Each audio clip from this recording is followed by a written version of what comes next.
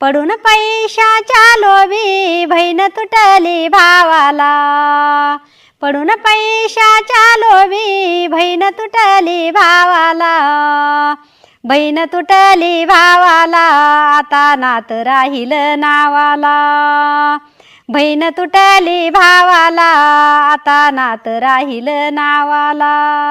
ह्या पैशाच्या पायी भाऊ बोला ना ग बाई, ह्या पैशाच्या पायी भाऊ बोला ना ग बाई, माहेर असून आता वाट माहेराला नाही, माहेर असून आता वाट माहेराला नाही।